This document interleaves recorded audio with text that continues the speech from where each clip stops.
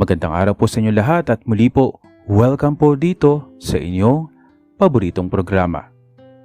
Dear Kuya E, itago niyo po ako sa pangalang Ray. Bago ko po simulan ang aking maiksing kwento, ibig ko munang bumati sa iyo at sa iyong mga ginigiliw na tagapakinig ng inyong programa.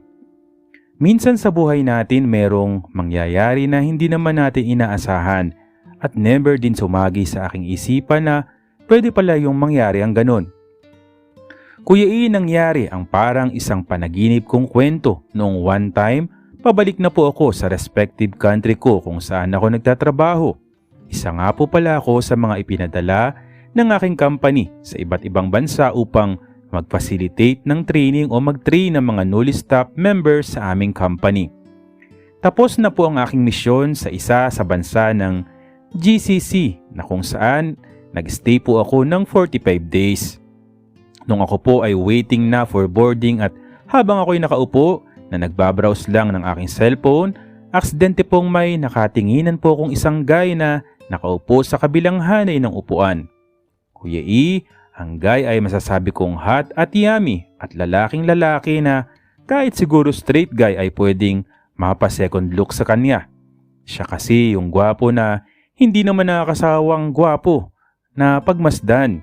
Medyo astigin kasi ang dating na medyo manipis na balbas na mamula-mula ang kutis. I guess isa po siyang Turkish kasi sa itsura hindi siya Arabo dahil iba ang postura nito. Nung tumayo ito, umagaw sa akin ng pansin at pinagmasdan ko kung saan ito tutungo. Kuya E, papunta po siya sa washroom or toilet.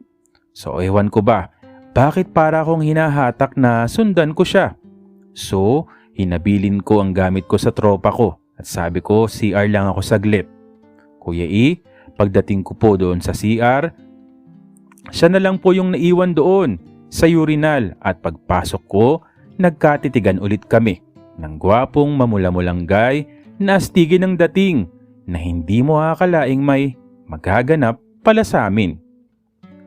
So, naghuhugas po siya ng kamay niya, Kuya E, nung datnan ko pa siya ulit.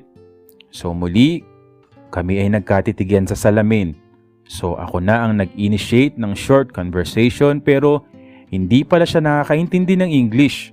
Ako naman, hindi naman marunong magsalita ng Arabic dahil kahit nasa gitnang silangan ako ang salita naming gamit ay English at bawal ang ibang salita. I tried to talk to him pa rin pero mabilis ang naging pangyayari, Kuya E. Noong magkatitigan na ulit kami para kami nagkaunawaan sa aming pagtititigan. Kuya E, if you remember me na maliit lamang ako na tao, maputi at pulahin. Sabi nga nila, mistiso raw ako. Pero, ewan ko, I'm not claiming it. Pero pulahin din po ang kutis ko. So nakatingala po ako sa kanya habang nagtitigan kami. If you remember me? Hindi. Sumulat ka na ba sa akin? Hindi ko alam eh. Wala naman ako natatanggap na pictures. So nakatingala po ako sa kanya habang nagtitigan kami. Kuya E, masasabi kong nasa 5'9" po ang taas ng astig at gwapo na Turkish guy.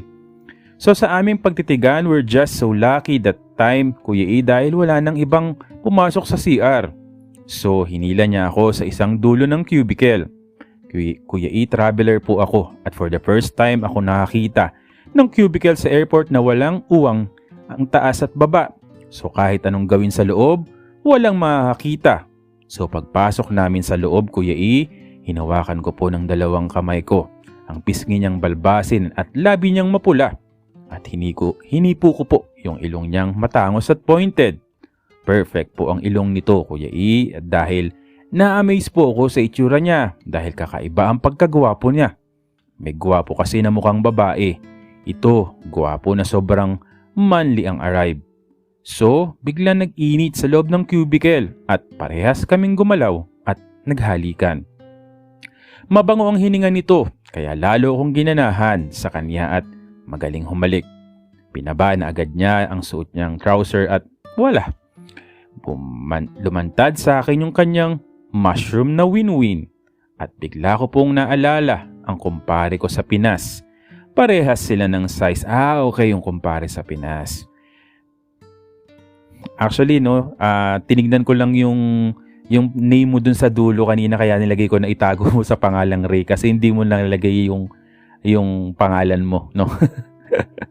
Pero ito Kuya E, sobrang pula nung ulo nung mushroom at maputi ang kaniyang lato-lato at malinis ito Kuya E. Mabango na may manipis na balahibo na lalong nagpagana sa akin. Kuya E, sinapo ko na agad ang kanyang lato-lato na winner din ng size at sinimulan ko na ang paglantak ng pops at mushroom. At muli Kuya E, hinila niya ako pabalik sa taas at hinalikan akong muli. Sobrang sarap at sobrang ligaya ko that moment at makalipas na mga mahigit 5 minuto, naglabas na ng gatas ang mushroom na sobrang sagana.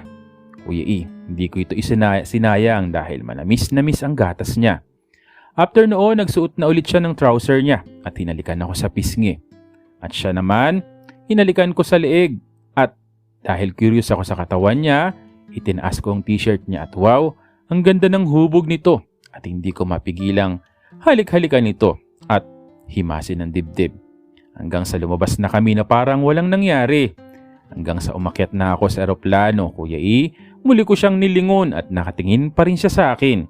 May konting panghihinayang dahil ang akala ko, same flight at plane kami. Hindi ko rin nakuha yung contact number niya.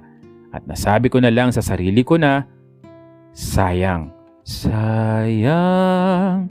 Ganun pa man, naging memorable yung airport na yun sa akin. Hindi ko rin pala nakuha yung name niya, Kuya E, dahil hindi kami nagkaunawaan at hanggang titigan lang kami. Hanggang sa lumipad na kami, hindi pa rin ako makapaniwala sa malapanaginip na pangyayari na sobrang ikinaligaya ko at hindi ko lubusang maisip na mangyayari yung ganun. Hanggang dito na lang Kuya E ulit, hanggang sa muli, Ray. Ayun no. Si Ray hindi nagpakilala sa simula so kailangan kong hulaan kung sino siya. Pero nung babasahin ko kasi sabi ko sa simula parang walang itago sa pangalan. So ang ginawa ko, ipinorward ko sa dulo, nakita ko lang yung hanggang dito na lang ulit Kuya E, Ray ayun. So kung sino man yung Ray sa mga kwento, yun. Kasi sa sobrang dami ng kwento na binabasa ko syempre, sana pinapaalala nyo kung ano yung mga istorya nyo. So sa gitna, sasabihin mo ganito na ito yung tungkol sa kumpare yan. Marami ring letter na kumpare. Yun lang. Sana kasi walang history yung ano natin. So ibang email yata ang ginamit mo. So hindi ko agad na kilala kung sino ang sumulat. So okay. Maraming salamat sa iyo Ray at maraming salamat no. Hindi naman yan malapalaginip kasi kumbaga kahit saan ka mapunta no, may mga ganyan talagang mga if ever nagugustuhin mo dahil syempre ang mga tao maraming, lalo na nasa airport ka palikas na maraming kaelan doon. Muli po, maraming salamat po sa patuloy na sumusubaybay, sumusuporta dito po sa inyong paboritong programa. Maraming salamat po sa inyong lahat.